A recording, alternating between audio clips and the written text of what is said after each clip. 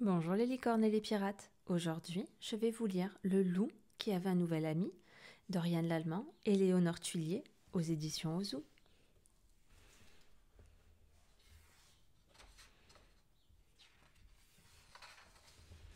Il était une fois un loup qui adorait les pique-niques, soirées lampions en été, plaids et marrons chauds en hiver.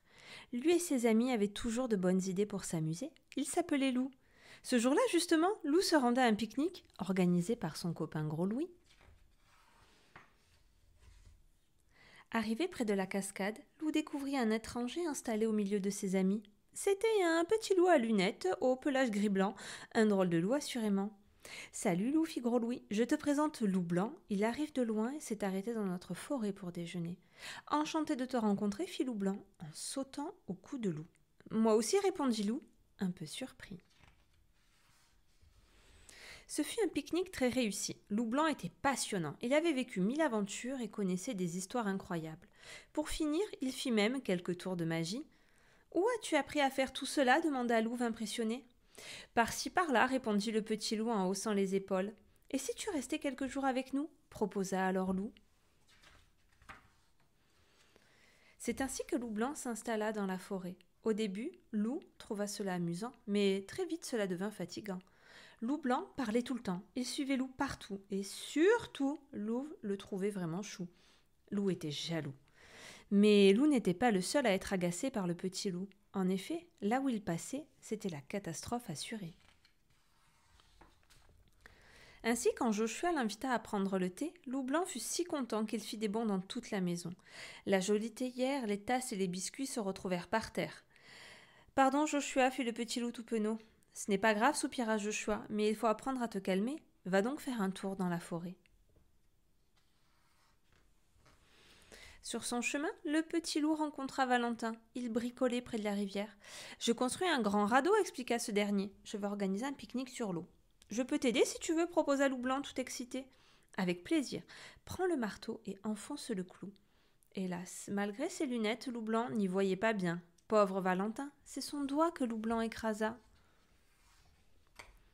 Un autre jour avait lieu la finale du tournoi de football de la forêt.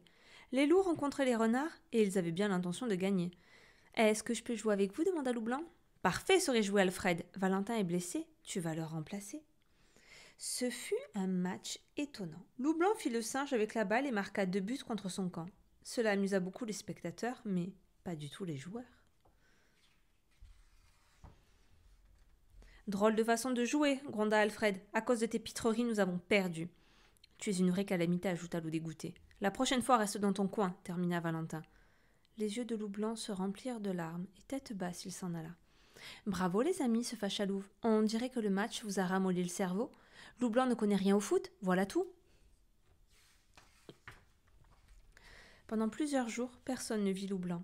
Les loups commencèrent à s'inquiéter. Il doit être parti, dit demoiselle Yeti. Après tout, c'était un loup errant. Voilà le résultat de votre méchanceté, marmonna Louve. Et s'il lui est arrivé quelque chose, s'inquiéta Loup. Il faut le retrouver. Allons fouiller la forêt. Et chacun partit de son côté. Après avoir longtemps cherché, Loup commença à être fatigué. Mais où est donc passé Loup Blanc? En soupirant, il s'assit sur un rocher pour se masser les pattes, quand soudain un essaim de guêpes l'attaqua. Piqué de partout par les insectes, le pauvre loup prit la poudre d'escampette. Aïe aïe aïe, gémit-il en s'arrêtant près de la rivière, ça fait mal! Oula, te voilà en piteux état, fit une voix derrière lui. Et c'était Loup Blanc. Sans perdre un instant, le petit loup sortit de sa besace des herbes séchées qu'il mélangea avec la boue de la rivière, puis il étala sur tout le corps de Loup. Ah, merci, soupira Loup, je me sens mieux maintenant. C'est un remède de mon pays, sourit Loup Blanc, cela va te faire dégonfler. En attendant, je vais nous préparer quelque chose à grignoter. Je suis affamé. Moi aussi, sourit Loup. Comme par magie, Loup Blanc fit apparaître des assiettes, des tasses, des couverts et de jolies serviettes. Et des fruits et des biscuits et du chocolat. J'adore les pique-niques, expliqua-t-il. Bon appétit, mon ami. À ces mots, Loup se sentit tout honteux. Nous n'avons pas été très gentils avec toi, commença-t-il.